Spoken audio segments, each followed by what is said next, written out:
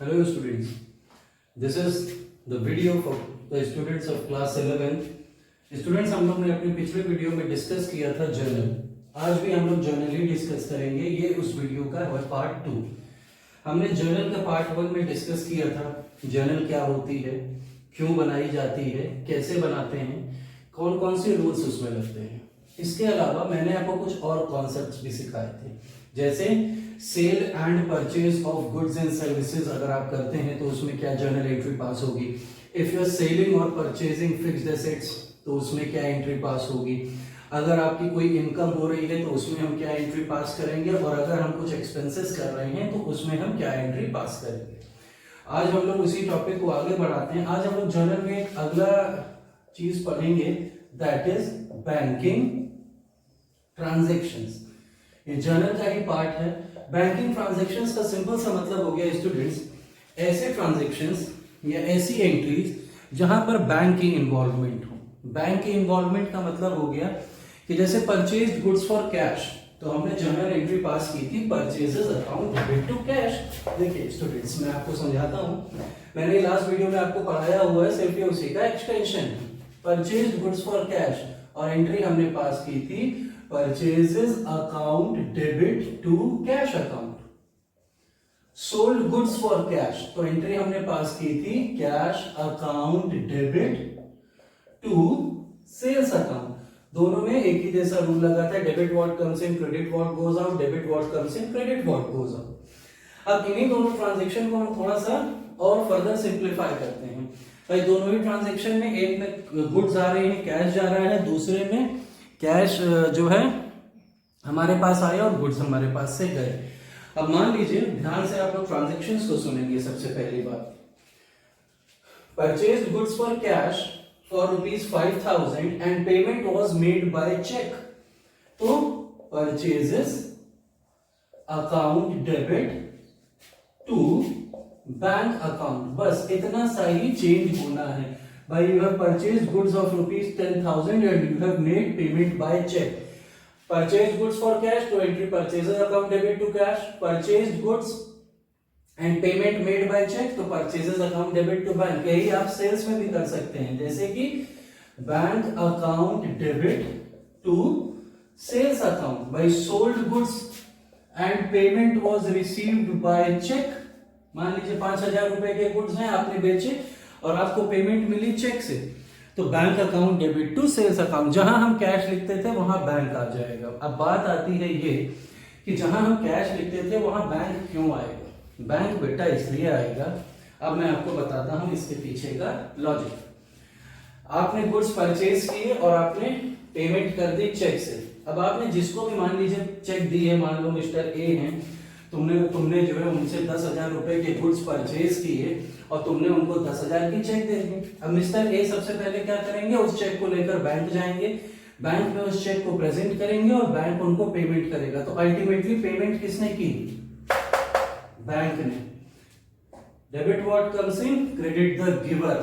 भाई ये तो उसी रूल पे चलेगा, डेबिट व्हाट कम्स इन, ये आ जाएगा क्रेडिट द गिवर.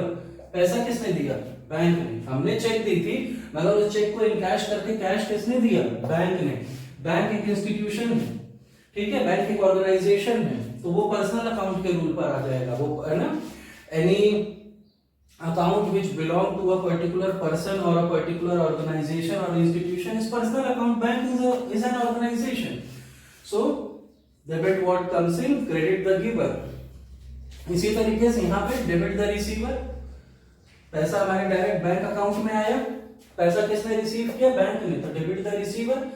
बैंक एक ऑर्गेनाइजेशन है इसलिए पर्सनल अकाउंट का रूल लगा रहे हैं. सिंपल सा लॉजिक है. Purchase goods from cash, sold goods for cash, दोनों में हम जहां पर कैश लिखा करते थे, अगर चेक का आपके आ रहा है ट्रांजैक्शन में, या ये लिखा है payment was made by cheque या रिसीव्ड चेक, तो एंट्री क्या हो जाएगी, एंट्री हो जाएगी Purchases account debit to bank and bank account debit to sales. Paid salary by check.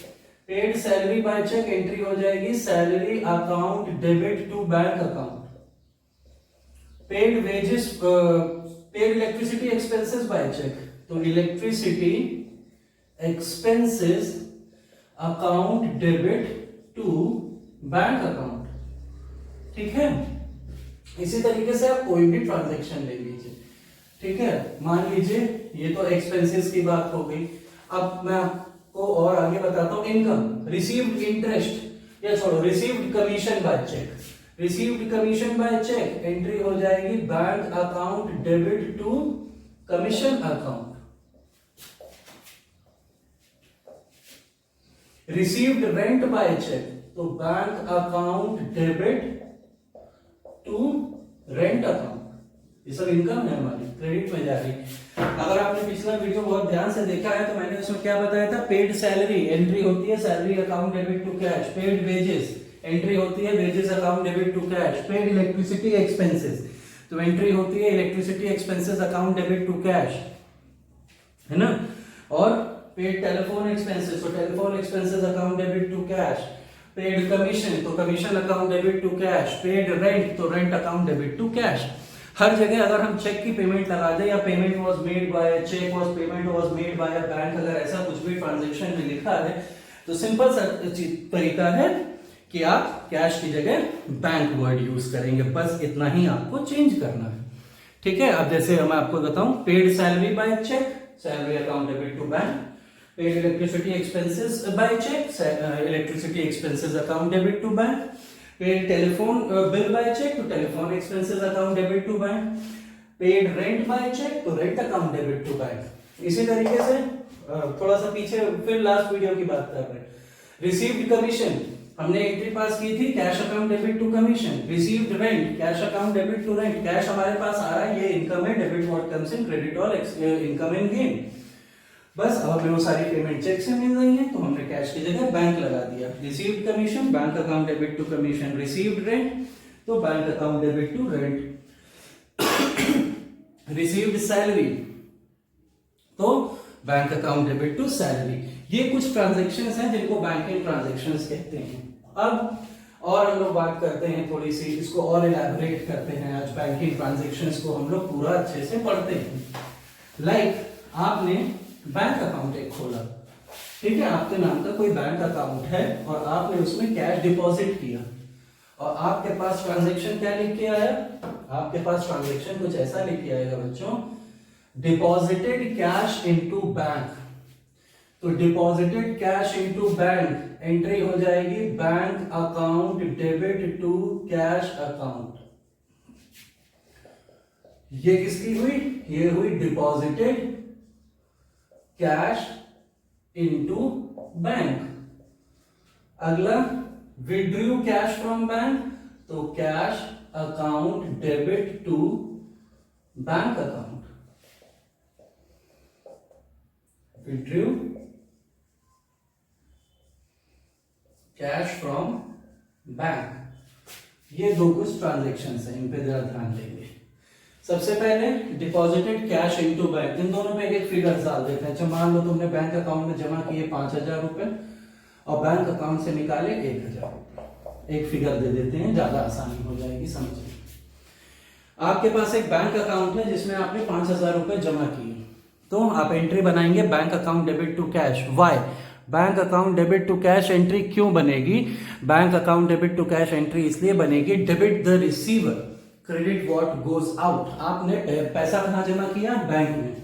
आपके पैसे को रिसीव किसने किया, बैंक ने। बैंक क्या है, एक ऑर्गेनाइजेशन है। जो ऑर्गेनाइजेशन है उस पर किस अकाउंट का रूल लगता है, पर्सनल अकाउंट का। Debit the receiver your money, या आपने जो भी कैश डिपॉजिट किया है, what ever amount of cash you have deposited it is received by bank, तो डेबिट द रिसीवर। और आपके पास से कैश बाहर गया, आपके पास से कैश जा रहा है, क्रेडिट व्हाट गोज आउट। उसी तरीके से आपने बैंक से कैश विड्रॉ किया, 5,000 जमा किए थे, 1,000 अकाउंट से निकाल लिया। 1,000 अकाउंट से निकाला तो तुम्हारे पास तो बेटा कैश आ गया, debit what comes in, cash account debit. पैसा दिया किसने, बैंक ने, क्योंकि बैंक से निकाला है। अब बैंक से पैसा निकाला है तो जिस तरीके से जब बैंक को दिया था तो बैंक डेबिट में आया था, अब जब बैंक से लेंगे तो बैंक क्रेडिट में आ जाएगा। Credit the giver, who is giving you 1,000 rupees, the bank is giving you 1,000 rupees. So deposited cash into bank, entry will be bank account debit to cash account, and withdrew cash from bank will be cash account debit to bank account. ये basic दो transaction है, ये आपने पैसा bank में जमा किया, ये पैसा बैंक से निकाला। कोई भी ट्रांजैक्शन एक्स वाई जेड आप अपने मन में अज्यूम कर लीजिए। हमने आज तक पिछले वीडियो में जितना भी पढ़ा है उसमें से कोई भी ट्रांजैक्शन उठा लो। Purchase the machinery, payment made by cheque, तो machinery account debit to bank account. पिछली बार पढ़ा था machinery account debit to cash account. Purchase the furniture and payment was made by cheque, तो furniture account debit to bank account. Purchased a land and payment was made by check, so land account debit to bank account. Sold an old motor vehicle, ध्यान रखिएगा, sold an old motor vehicle for ₹5,000 and payment was received by check, तो bank account debit to motor vehicle account। बस इतना सा ही change है जो हमने पिछली बार पढ़ा था। और आज के बैंकिंग ट्रांजैक्शन में वहां जहां जहां बेटा कैश आ रहा था, यहाँ पर वहां बैंक आ जाएगा। आपने मशीनरी खरीदी, पेमेंट चेक से की। आपने फर्नीचर खरीदा, पेमेंट चेक से की, है ना। उसके बाद आपने लैंड खरीदी, पेमेंट चेक से की। आपके पास एक पुरानी मोटरसाइकिल थी, आपने बेच दी, जिसको भी आपने बेची उसने आपको पेमेंट चेक से की। तो हम जहां जहां कैश लगा रहे थे पिछले वीडियो में, अगर आपने ध्यान से देखा हो, मैंने आपको सेम ऐसे ही ट्रांजेक्शन पढ़ाए थे। तो सेम उन्हीं ट्रांजेक्शन के लिए बस मैंने क्या किया है, कैश की जगह वर्ड यूज किया है बैंक, क्योंकि पेमेंट या तो बैंक के थ्रू हो रही है या चेक के थ्रू हो रही है। ठीक है, कुछ भी लिखा हो, payment made by cheque, payment made by demand draft, ठीक है, एटीएम कार्ड से भी अगर कहीं स्वाइप कर रहे हो तो बैंक ही आता है, क्योंकि उस कंडीशन में क्या हो रहा, पैसा आपके बैंक अकाउंट से कट रहा है, ना कि आप डायरेक्ट कैश दे रहे हैं। तो हर जगह आप बैंक लिखते चले। ये तो कुछ नॉर्मल से ट्रांजैक्शन हो गए जो जहां पर बैंक वर्ड यूज होगा। इनको हम बैंकिंग ट्रांजैक्शंस कहते हैं, क्योंकि ये ट्रांजैक्शन जो कैरी ऑन किए जा रहे हैं वो बैंक की मदद से किए जा रहे हैं। ये सारी पेमेंट कहां से हो रही है, हमारे बैंक अकाउंट से। हम डायरेक्ट किसी को ना कैश दे रहे हैं ना किसी से कैश ले रहे हैं। ये सारा काम बैंक अकाउंट के थ्रू हो रहा है, इसलिए हम हर जगह बैंक लिख रहे हैं। सिंपल रूल लगा के, debit the receiver and credit the giver. Student, ये तो मैं आपको छोटे छोटे बेसिक्स बताते चल रहा हूँ। आप सबके पास अपनी बुक्स हैं, आप अपनी बुक्स खोलिए, उसमें से एक्सरसाइजेस देखिए, तो आपको कंडीशन और क्लियर होती चली जाएगी कि एग्जैक्टली हमें बैंकिंग ट्रांजैक्शंस में करना क्या होता है या जर्नल में हमें करना क्या होता है। I am just talking about the basics and we are just discussing the main concept of journal, कि जर्नल किस कंसेप्ट पे चलती है, और वो कंसेप्ट सीखना ज्यादा जरूरी है। मैंने आपको पहले दिन भी ये बताया था कि हम न्यूमेरिकल सॉल्व करने से ज्यादा बेहतर है हम लोग क्या सीखें, हम लोग सीखें कॉन्सेप्ट, कि जर्नल क्यों बन रही है, इस ट्रांजैक्शन को क्यों रिकॉर्ड किया जा रहा है, और अगर रिकॉर्ड भी किया जा रहा है तो क्यों एक पर्टिकुलर अकाउंट डेबिट में आ रहा है और क्यों क्रेडिट में आ रहा है, उसके पीछे रूल क्या है। तो हम लोग फोकस करेंगे कॉन्सेप्ट के ऊपर।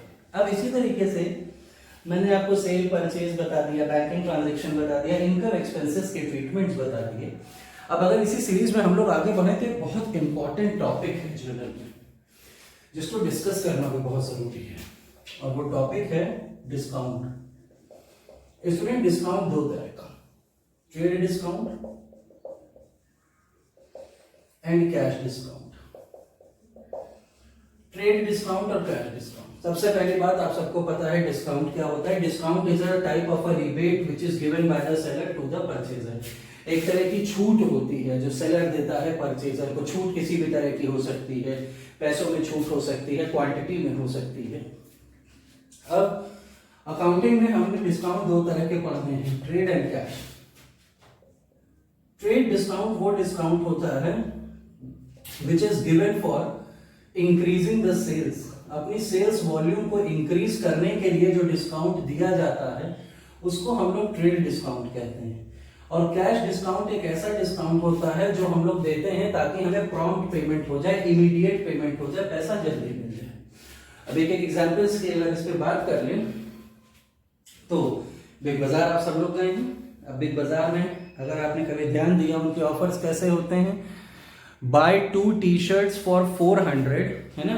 मान लीजिए इंक्रीजिंग सेल्स में वो ऐसे कुछ अपनी सेल्स को बढ़ा रहा है कि 2 T-shirts for 400 and 3 T-shirts for 500। 2 T-shirt 400 रुपए की हैं, यानी 200 रुपए की एक टी-शर्ट हुई। और 3 टी शर्ट वो 500 में दे रहा, यानी अगर एक टी शर्ट 200 की है तो 3 टी शर्ट 600 की होनी चाहिए, मगर वो हमें कितने में दे रहा, वो हमें 2500 में दे रहा। कस्टमर समझ में क्या आता है, यार 400 में 2 मिल रही है, अच्छा एक काम करते हैं, लाओ 100 रुपए और दे देते हैं, तो 500 में 3 पा जाएंगे, 100 रुपए की हमारी बचत होगी।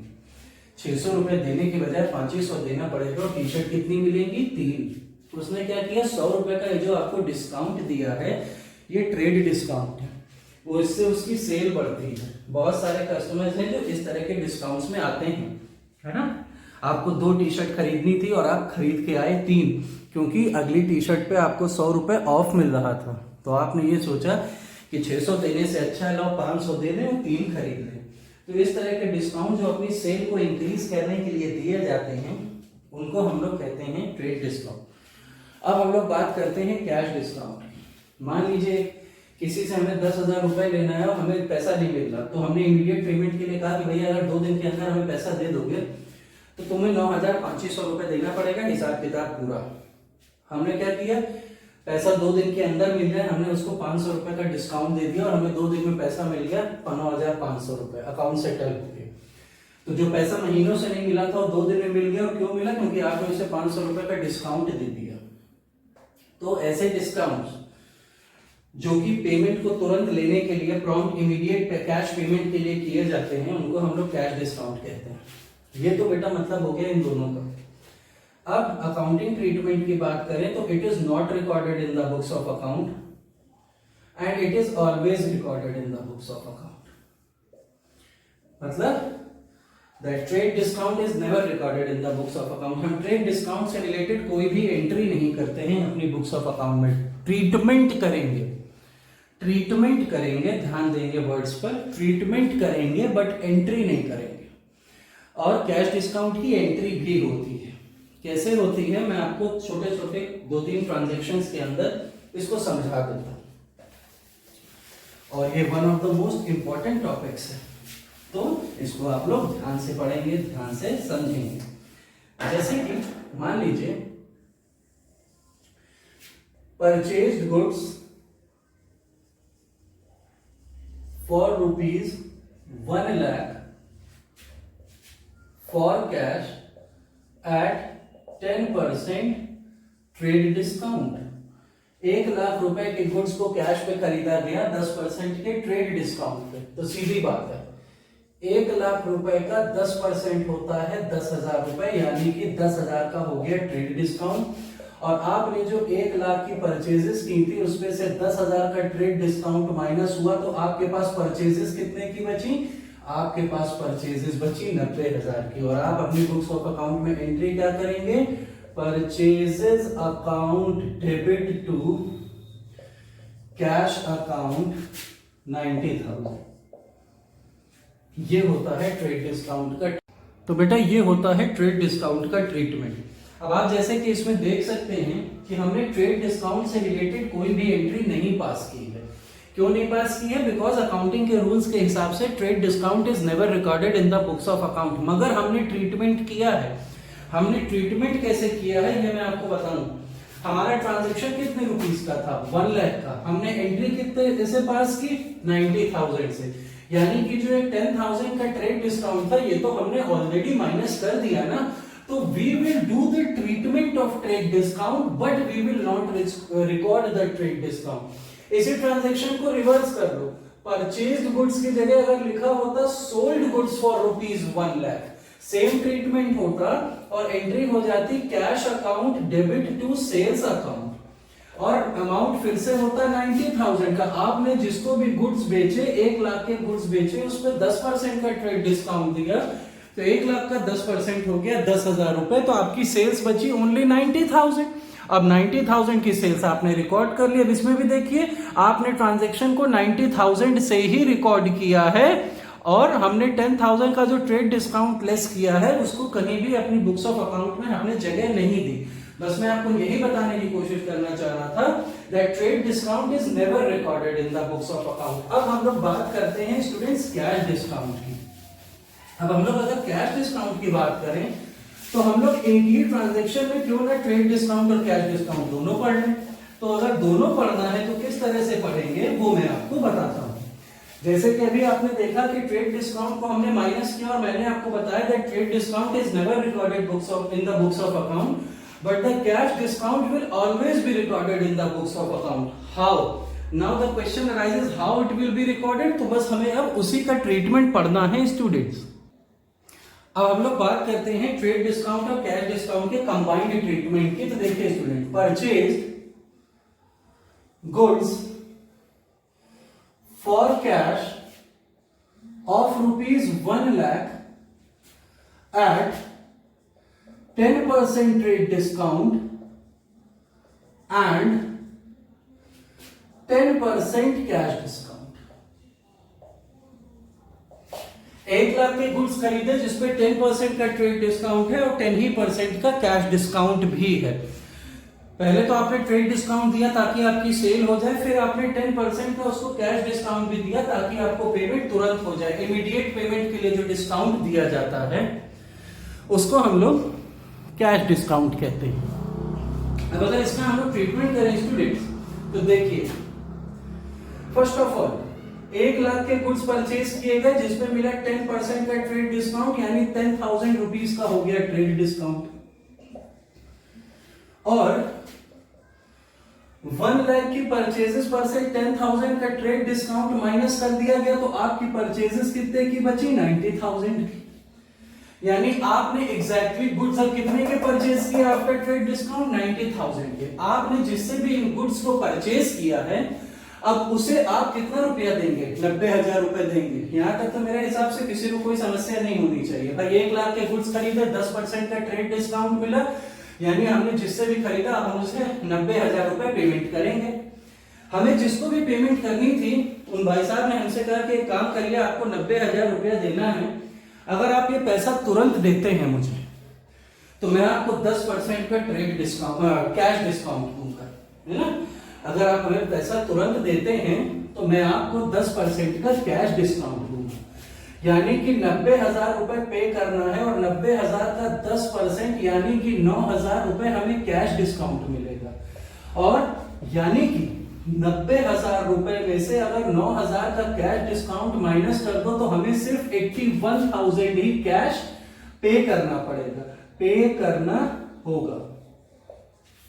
ठीक, यहां तक तो किसी को कोई समस्या नहीं.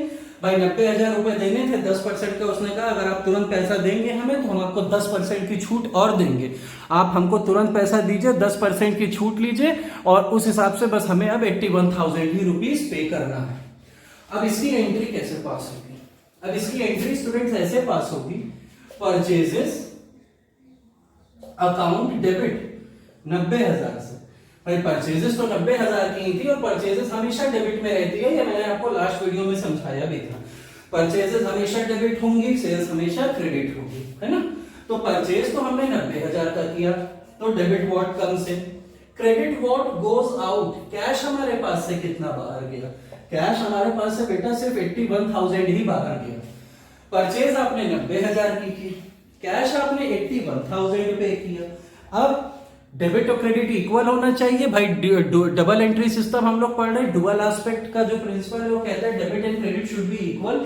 इस केस में डेबिट एंड क्रेडिट इक्वल तो आ नहीं रहा, 9,000 का डिफरेंस आ रहा है. अब ये 9,000 का जो डिफरेंस आ रहा है ये कौन सा डिफरेंस है? ये वो डिफरेंस है जो हमें 9,000 रुपए का कैश डिस्काउंट मिला है. तो हम एंट्री करेंगे टू डिस्काउंट अकाउंट 9,000. ये डिस्काउंट कौन सा है? ये डिस्काउंट है कैश डिस्काउंट, हमें मिला है. और जब डिस्काउंट हमें मिलता है, ठीक है, जब हमें डिस्काउंट रिसीव होता है तो वो क्रेडिट होता है. जब हम डिस्काउंट किसी को देते हैं या अलाउ करते हैं तो वो डेबिट होता है. क्यों? हमें डिस्काउंट मिला, हमारी तो इनकम, हमारा तो प्रॉफिट हो गया ना. Debit all expenses and losses, credit all incomes and gain. फिर से ध्यान दीजिए, कितना पैसा देना था? 90,000. कितना दिया? 81,000. कितना बच गया? 9,000. 9,000 का फायदा हो गया ना. अगर ये हमें कैश डिस्काउंट नहीं मिलता तो हमें 90,000 पूरे देने पड़ते, मगर हमें कैश डिस्काउंट मिला तो हमें 81,000 ही देने पड़े और 9,000 का हमारा प्रॉफिट हो गया. तो जो प्रॉफिट है उसको रिकॉर्ड करना पड़ेगा. For trade cash discount is always recorded in the books of account. इसलिए जब हमें डिस्काउंट मिला तो हमारा प्रॉफिट हुआ. Debit all expenses and losses, credit all incomes and gain, इसलिए डिस्काउंट को हमने क्रेडिट में लिखा। 9,000 हमारा बच गया ना, और ये कैश डिस्काउंट है, it is always recorded in the books of account. अब इसी ट्रांजैक्शन में देखो आपको समझ में आ गया, ट्रांजैक्शन कितने का था, 1 लाख रुपए का, रिकॉर्ड कितने से हुआ, 90,000 से। 10,000 का ट्रेड डिस्काउंट माइनस किया, उसका ट्रीटमेंट किया है स्टूडेंट्स, मगर रिकॉर्ड कहीं उससे 10,000 की कोई एंट्री नहीं होगी, because trade discount is never recorded in the books of account. 90,000 देने थे, 81 ही दिए, क्योंकि 10% का कैश डिस्काउंट भी मिला था, और वो डिस्काउंट क्रेडिट में रिकॉर्ड हुआ, क्योंकि इतना पैसा हमारा बच गया। Debit all expenses and losses, credit all incomes and gain, जब डिस्काउंट हमें मिलेगा, whenever we will receive the discount, it will be credited because this is our profit. When we will allow discount, जब हम किसी को discount देंगे, अच्छा हम डिस्काउंट कब देंगे, जब हम किसी को गुड्स बेचेंगे, हमें पैसा मिलना होगा। इसी ट्रांजैक्शन को रिवर्स कर दो, परचेज गुड्स की जगह कर दो सोल्ड गुड्स, ठीक। अब इसी देखो, अभी आपको समझ में आ जाएगा डेबिट और क्रेडिट डिस्काउंट कब कब और क्यों क्यों करते हैं। तो देखो, 1 लाख के गुड्स सेल किए 10% के ट्रेड डिस्काउंट पे, तो 1 लाख का 10% 10,000 हो गया, यानी 1 लाख में से 10,000 माइनस हो गया, तो परचेज सेल्स कितने की बची, सेल्स बची 90,000। और आपने किसी को 90,000 रुपए के गुड्स बेचे, अब तो हमने बेचे ना, तो जब हमने किसी को 90,000 रुपए के गुड्स बेचे, तो इसका मतलब हमें 90,000 मिलना चाहिए। हमने भाई उन भाई साहब से कहा कि अगर आप हमें तुरंत पैसा दे देंगे तो हम आपको 10% का कैश डिस्काउंट देंगे, यानी आपको 90,000 देना है, 10% का कैश डिस्काउंट देंगे, तो आपको 81,000 ही कैश पे करना होगा, ठीक। अब हमें कैश मिलेगा, debit what comes in, cash account debit 81,000, discount account debit 9,000 to sales account 90,000। भाई परचेजेस हमेशा डेबिट होती हैं और सेल हमेशा क्रेडिट होती है, तो उस हिसाब से बेटा सेल हो गई क्रेडिट 90,000 रुपए से। भाई debit what comes in, credit what goes out. हमारे पास से क्या गया, गुड्स गए, कितने के गए, 90,000। हमारे पास कैश आया, कितना कैश आया, 81,000। बाकी का जो 9,000 है वो हमने डिस्काउंट दिया है, डिस्काउंट अलाउ किया है, ठीक है। तो वो हमारे लिए है नुकसान। क्यों नुकसान है, क्योंकि 90,000 मिलने चाहिए थे मगर मिले सिर्फ 81, तो 9,000 का नुकसान हो गया। Debit all expenses and losses, पिछली बार इसलिए डिस्काउंट को क्रेडिट में डाला था, 9,000 बचे थे, इस बार 9,000 का नुकसान हुआ। तो फिर से मैं आपको उस कंसेप्ट को समझा देता हूं कि डिस्काउंट जब आप किसी को देंगे, यानी कि अलाउ करेंगे, तो वो डेबिट में आएगा। जब हमें डिस्काउंट किसी से मिलेगा, यानी कि जब हम डिस्काउंट रिसीव करेंगे, तो वो क्रेडिट होगा, क्योंकि ये हमारे लिए सॉरी ये हमारे लिए लॉस है और ये हमारे लिए प्रॉफिट है। Losses are always debited and the profits are always credited. Clear.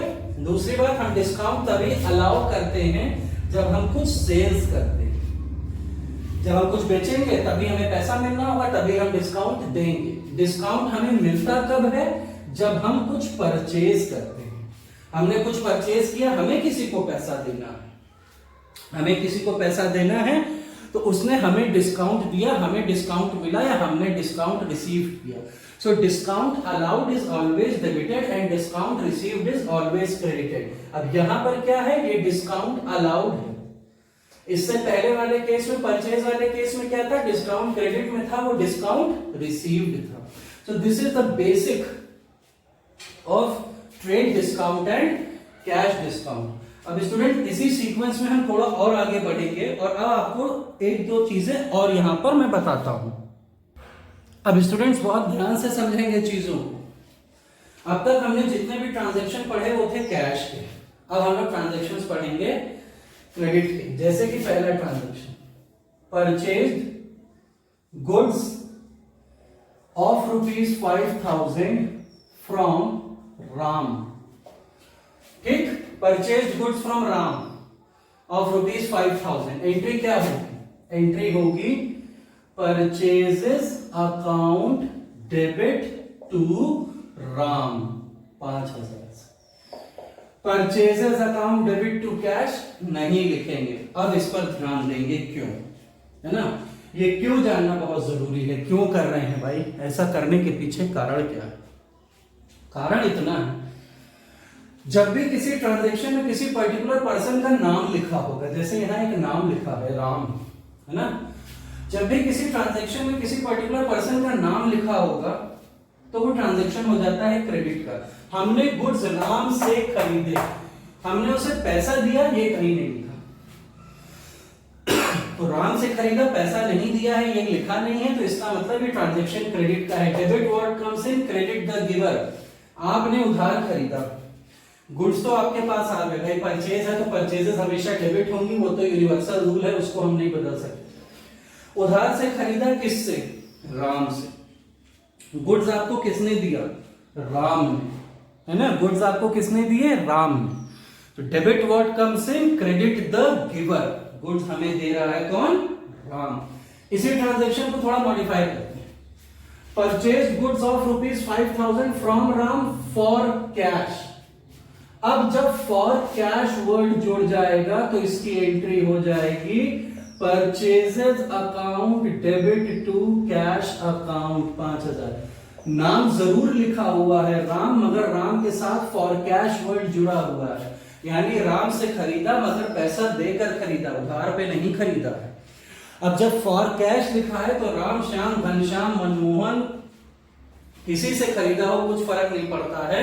जब फॉर कैश लिख दिया तो इसका मतलब है purchases account debit to cash ही एंट्री होगी, है ना। और अगर ये लिखा होता सिर्फ परचेज गुड्स फ्रॉम राम बस, तो राम लिखा है, फॉर कैश नहीं लिखा है, यानी कि ट्रांजैक्शन क्रेडिट का है। आपने राम से उधार में पैसा लिया है, राम को प्रॉमिस किया होगा कि 1 महीने बाद पैसा दे देंगे, मगर 1 महीने तक तो कोई कैश का ट्रांजैक्शन नहीं हुआ, तो 1 महीने तक तो राम हमारी बुक्स में रहेगा। Debit what comes in, credit the giver. इसी तरीके से कैश सेल्स ₹5,000। कैश सेल्स का मतलब होता है सोल्ड गुड्स फॉर कैश। तो सोल्ड गुड्स फॉर कैश की एंट्री क्या हो जाएगी भाई, cash account debit to sales. हमने कई बार पढ़ी है, 10 बार पढ़ी पिछले वीडियो में, आज भी पढ़ी है। Cash account debit to sales, cash आया, गुड्स हमारे पास से गए, debit what comes in, credit what goes out. Sold goods to Ram for ₹7,000। Sold goods to Ram, Ram debit to sales. ध्यान रखें इस बात का। राम को गुड्स बेचे, नाम दिया हुआ है, फॉर कैश कहीं नहीं लिखा, तो राम को गुड्स बेचे यानी उधार के बेचे। तो हमसे गुड्स किसने खरीदे, राम ने।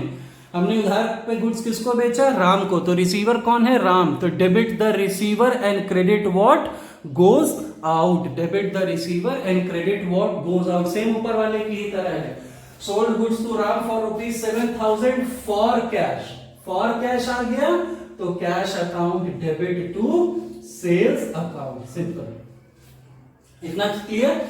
नाम दिया हुआ है तो ट्रांजैक्शन क्रेडिट का है, नाम के साथ फॉर कैश लिखा है तो ट्रांजैक्शन कैश का है। ट्रांजैक्शन कैश का है तो कोई दिक्कत नहीं है, purchases account debit to cash, sales account cash account debit to sales चलता रहेगा। पर नाम दिया है तो कैश की जगह आपको वो पर्टिकुलर नाम लिखना पड़ेगा। भाई तुम परचेज कर रहे हो तो तुम्हें उधार दे कौन रहा, राम, तो credit the giver, Ram credit में आ गया। गुड्स बेच रहे हो तो तुमसे उधार पे खरीद कौन रहा, Ram, Ram is the receiver, तो debit the receiver, Ram debit में आ गया। तो ये बेसिक से आपका बेसिक्स हुए, ये कॉन्सेप्ट हुए किस चीज के, ये कॉन्सेप्ट हुए क्रेडिट के, ट्रांजैक्शंस के। एक चीज इसमें और पढ़ते हैं हम लोग आज, और वो होगा transactions of credit with discount.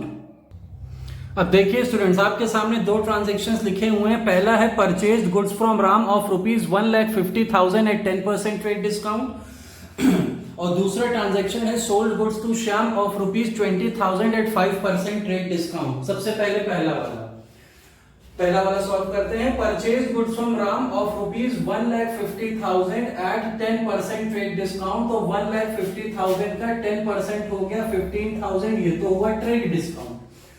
और 1,50,000 रुपए पे 15,000 रुपए का ट्रेड डिस्काउंट बचा, यानी कि अब परचेजेस कितने की बची, परचेजेस आपकी बची 1,35,000 की। अब अगर यहाँ परचेज गुड्स फ्रॉम राम ना लिखा होता तो हम एंट्री पास कर देते purchases account debit to cash account 1,35,000 से, पर राम लिखा है यानी कि उधार पर सामान खरीदा गया है, तो purchases account debit to Ram 1,35,000। ठीक है, ट्रांजैक्शन क्रेडिट का है, कहीं फॉर कैश नहीं लिखा है, नाम लिखा है और ट्रेड डिस्काउंट भी है। तो सबसे पहले इसमें से ट्रेड डिस्काउंट माइनस किया, ट्रीटमेंट करेंगे रिकॉर्ड एंट्री में कहीं नहीं होगा because trade discount is never recorded in the books of account. उसी तरीके से दूसरा देखिए, sold goods to Shyam of ₹20,000 at 5% trade discount. तो 20,000 का 5% कितना हो गया, 20,000 का 5% कितना हो गया बच्चों, 5 2 10, तो ये हो गया 1,000, यानी कि ये मिला ट्रेड डिस्काउंट। ठीक, तो ट्रेड डिस्काउंट कितना हो गया, यानी कि 20,000 माइनस 1,000, तो आपकी सेल्स कितने की बची, 19,000 की बची आपकी सेल्स।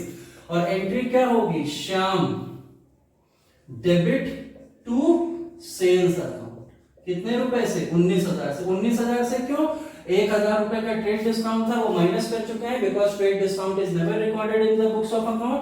और फॉर कैश कहीं भी ट्रांजैक्शन में लिखा नहीं हुआ है, नाम दिया हुआ है, यानी कि ये ट्रांजैक्शन हो गया क्रेडिट का। Debit what comes in, credit the giver, debit the receiver, credit what goes out. जिसको उधार बेचा कौन रिसीव कर रहा है वो डेबिट में, जिससे उधार खरीदा कौन उधार दे रहा है वो क्रेडिट में। तो ये स्टूडेंट्स बेसिक्स है, कुछ ट्रांजैक्शंस हो गए आपके। तो आज हम लोग ने स्टूडेंट्स क्या क्या पढ़ा, आज हम लोग ने सबसे पहले पढ़ा बैंकिंग ट्रांजैक्शंस, उसके बाद हम लोग ने पढ़ा ट्रेड डिस्काउंट और कैश डिस्काउंट का ट्रीटमेंट, उसके बाद हम लोग ने पढ़े क्रेडिट ट्रांजैक्शंस। तो आज हम लोग ने बेसिक 3 टॉपिक्स कवर किए। थोड़ा सा पोर्शन इस जर्नल में और बचा हुआ है। I hope you have all understood all these things. अगर आपको कुछ भी नहीं समझ में आता है तो आप मुझसे कभी भी पूछ सकते हैं, मैं हमेशा आप सब लोगों के लिए हूं। बस it's a request to everyone कि kindly watch the video sincerely, listen the transactions carefully. वैसे तो मैंने कोशिश की है कि हर एक ट्रांजैक्शन आपके सामने लिख के दूं, बट उसके बाद भी अगर कोई भी कंफ्यूजन है आप वीडियो को बहुत ध्यान से सुनिए, आपको हर एक ट्रांजैक्शन क्लियरली सुनाई देगा। और इसके अलावा मैंने हर एक ट्रांजैक्शन की आपको वर्किंग भी बताई है, तो ये इससे पहले वाला भी वीडियो देखिए क्योंकि बेसिक्स उसी में थे। ये थोड़ा सा एक्सटेंशन है उसका।